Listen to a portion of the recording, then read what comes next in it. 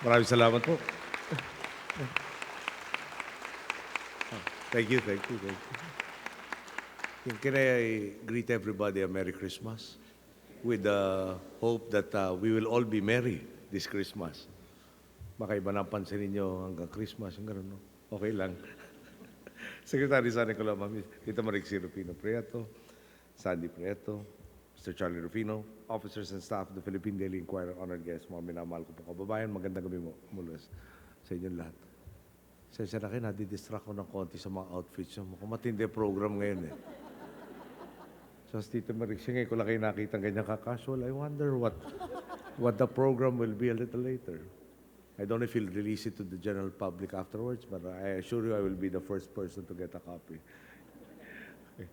The first time I addressed you was on your 25th anniversary, only 6 months into the presidency, which I admit seems like a lifetime ago.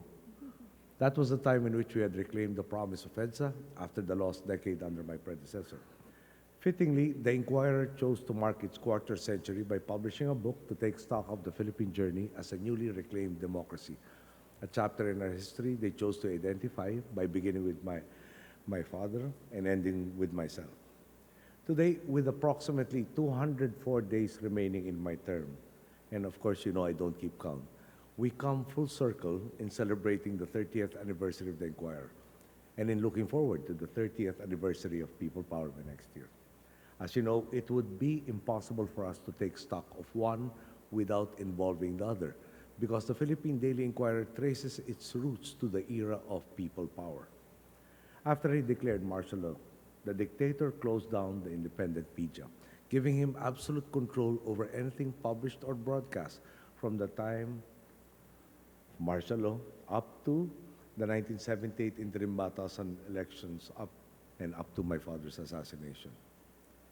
Just as when the Filipino people shocked the dictator and conducted a noise barrage in 78 to support my father in his campaign from jail, so too did members of the media begin to reclaim their independence. Brave men and women once again took up their pens, giving rise to the phenomenon of the mosquito press. From this starts your own lineage, beginning with the Mr. and Miss Special Edition, which covered my father's assassination, and the Agrava Fact-Finding Commission investigation. These were avidly collected by a public hungry to know the facts. The Philippine Inquirer continued its work, daring to ask tough questions about the whitewash Marcos tried to perpetuate. Then in time for the 1986 snap elections came the Philippine Daily Inquirer. Whenever I look back on those years before we reclaimed our country, I cannot help but compare it to the way we can so easily access news today. Through smartphones and tablets we carry around, or the broadsheets that can be bought on any street corner. It is a striking difference, because then the local press was muscled. Those who pushed the boundaries did so through the mosquito press, producing true news, which to us was like water in the desert. Together with banned articles from foreign publications, these were reproduced in photocopies, passed on to others, and read in secret. Especially at the start, people were scared of being caught in possession of these banned articles, fearing that it could merit time in jail as a subversive act. We all know that during martial law, you could be arrested and held indefinitely, and if you were charged, you would be charged in front of a military tribunal, which the dictator likewise controlled. If it was bad for the readers, just imagine how it was for those who wrote for and produced the mosquito press. Imagine the principal of Mrs. Ege Apostol, Leti Jimenez Magsanok, and all the other true journalists during that period. Given the fact that there was hardly any mention, if at all, of my father's burial in the dictatorship-run media, imagine the fearlessness it took to publish pictures and accounts of my father's assassination and burial, including the multitudes of people who paid their last respects to him. I cannot tell you how much that meant to our family. Dad always believed that he did not stand alone, and you proved that through your brave coverage. Many Filipinos who believed the same learned through your publications that they too were not alone in the desire to stand up to the dictator. It is no exaggeration, I believe, to say that you informed millions of our countrymen whose unity made the peaceful revolution of EDSA possible. Thus, I have never been surprised that the Inquirer has become the paper of record in the post-EDSA years. Its relationship with government has likewise evolved as well, though still remains deeply rooted in its people power origins. One of your columnists, Professor Randy David, described the modern-day relationship between mass media and government very succinctly in his column entitled President Aquino and the Mass Media. He said, and I quote, "The relationship between the government and media in modern society is almost always one of mutual irritation," close quote. Before anyone assumes it, let me clarify. If I were truly irritated, then I would probably not be here tonight. At the same time, all of you know that I have never been shy in asking certain things of media, specifically to tell the complete story, with the good and the bad. I did this once again during the recent Folk Cup Forum, but unfortunately, the whole story of the gathering was not told. Again, in the same column, Professor David explains my point clearly when he says, and again I quote, "Interestingly enough, the media ignored his main speech and focused instead on his answers to questions in the open forum. If I had not gone to the government's official website to check out the text of the president's speech, I would not have guessed its topic from the news reports." Close quote. Mr. David also pointed out that my comments regarding media are not new, and I agree. I respectfully submit, however, that these comments are very much relevant, that balanced reporting is still part and parcel of media's role as a watchdog, one that speaks truth to those in power and in so doing serves the Filipino people. Perhaps I can share with you how I endeavor to achieve balance in all my decisions. I ask myself constantly, how does this advance the common good? Is it not reasonable to request that the media also constantly ask this question of themselves? When you report on what is wrong, it provides all of us the wherewithal to correct the mistakes and missteps. There is a difference, however, between fair reporting and sensationalist repetition. I've seen this often, for example, when media chooses to commemorate tragedies by highlighting and rekindling all the negatives. During such times, I have to confess, I'm hard-pressed to find any mention of corrective or remedial actions taken, whether by government or by hardworking private sector partners. Does this not reinforce hopelessness? On the flip side, when media reports on what is good, you exemplify that as a model. You show the Filipino people that good will prevail, that good is not just possible, but is already happening, and that we can do so much more in this country. This is exactly what the Mr. Lewis Special Edition, the Philippine Inquirer, and the Philippine Daily Inquirer did throughout the decline of the martial law years. And of course, there are more and much more recent examples. In dealing, for instance, with the MERS coronavirus, there was an instance during Holy Week in which a Filipino medical practitioner working abroad was exposed to the virus. He underwent testing. And at that very late hour in that country, the results came out positive, which meant that the official notification to us was likewise belated. So much so that the Filipino had already arrived in the Philippines and was on his way home to Bicol. I will not go into the details of all the things that I had ordered done to ensure that we do not have a MERS coronavirus epidemic in the country and that people do not panic. Suffice to say, we spoke to all the major media outlets and presented the matter in a very sober manner. In a very sober manner, and we asked for your help. The Inquirer was one of those who cooperated. I was and still am very grateful for this, but I cannot help thinking in the back of my mind, if most of the media, in fact, and if the fact was that Holy Week had something to do with the cooperation of media.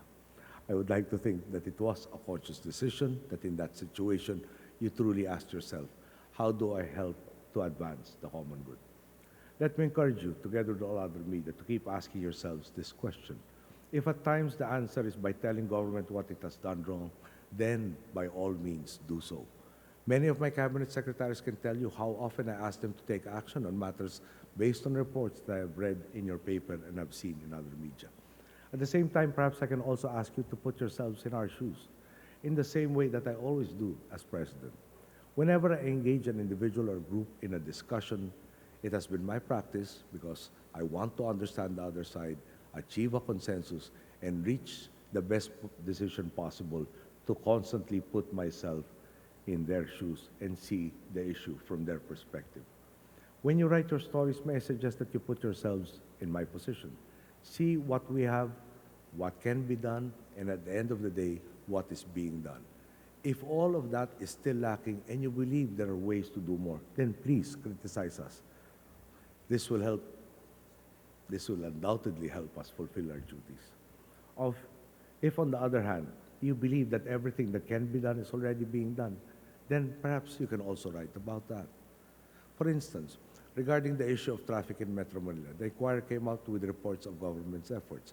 That together with decongesting EDSA, we have also been clearing the so-called mabuhay lanes. You reported on how so many have abused and impeded passage on our roads by putting up basketball courts and allowing other obstructions to include unauthorized parking slots. By exposing this, you put those who have erred in the spotlight, applied the necessary social pressure, and by so doing, helped us to expedite the process of road clearing. For that, we thank you. Indeed, in this respect, the Inquirer already has a head start against all of its competitors. Your own masthead,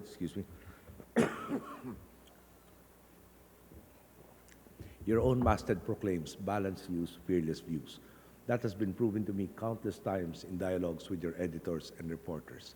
These meetings always leave me with the certainty that I will at least get a fair hearing, that you are interested in listening to and reporting to the Filipino people what I and our government have to say. I also see this when I read the Inquirer, the effort to balance good and bad news. There are some days in which you write good things about me, some days you don't. That is only fair. And I am grateful that there are still good days. The op-ed page of another broadsheet is a different matter altogether. I would probably faint from shock if I got even the tiniest bit of praise from any of their columnists in the course of the year. That the Inquirer continues to prioritize fairness is especially important. In light of the technological advances that we are making every day, you were born as a broadsheet. Now, like the rest of us, you have to transition into the age of social media with all its challenges and opportunities.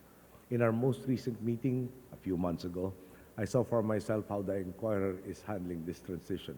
Apart from taking questions posted on Twitter, I found the hashtag game quite interesting. You might remember that when I asked to match a hashtag to Inquirer, I chose "It's complicated." This defines more than my relationship with you. I chose it because your job is indeed quite complicated. Social media and the internet are only part of the concerns to juggle. There is the age-old need to break a new story while making sure that you have all the facts correct. There are the challenges of reportage. For instance, balancing the credibility of conflicting sources or crafting attention-grabbing headlines without sensationalizing. Of course, there is the need to constantly revitalize the purpose behind the Inquirer, to guard against any monopoly of information, to combat propaganda with the truth. I have previously spoken of, and I'm sure you're aware of, the alternate versions of martial law circulating today, which have led younger generations to believe history has treated the dictatorship unfairly. This is another complication that you're asked to contend with and overcome. There is the new generation of readers who are too young to remember what it was like to live with the government scrutinizing your every move. And at the same time, there is also the brashness of those who are unrepentant of their crimes, those who believe they can ride a wave of manufactured nostalgia to revise history. The most striking example comes from a candidate in next year's elections associated with that regime. He said something along the lines of, "I am ready to say sorry if only I knew what I should be sorry for." With your pages and very history as a record of the dangers of dictatorial rule, the Inquirer is best equipped to overcome this, and that is exactly what you did. In publishing stories on the abuses of the martial law period, detailing exactly what the candidate has to be sorry for. Given his unchanged stance on the matter, we can only assume that he doesn't read your newspaper. Indeed, the context and depth you have provided in your reportage can enlighten younger generations to the full significance of what we said back in 1986, which was never again. You have already validated the old truism that the pen is mightier than the sword, and I hope the future sees you doing this many more times. Next year, there will be an election every bit as crucial as the one we faced in '86. Back then, we were asked if we as a people would be able to reclaim democracy by the ways of democracy. As my mother put it, and in 2016, we will be asked, Will we allow the past few years to be a temporary blip on the radar? Will we allow the old and broken status quo to return? Or will we say never again to transactional politics, corruption, and greed? Will we demonstrate to the world and to each other that we are a people now more mature, more focused, and more determined to build on the gains we have made? All of you at the Inquirer likewise have a role to play, not only as members of the media, but also and more importantly as Filipino citizens. As you stood for truth and for justice in martial law, so too am I confident that you will do the same at every occasion. As we celebrate your 30th anniversary, allow me to repeat some of the words of your founders in expressing my hopes for the Inquirer moving forward. That you will, and I quote, help in bolstering our people's confidence in themselves, in inspiring in them a feeling of helpfulness, a passion for justice, a demand for fair play, and a love of each other and of our country. Thank you, and my congratulations to the 30th anniversary, and again, advance Merry Christmas.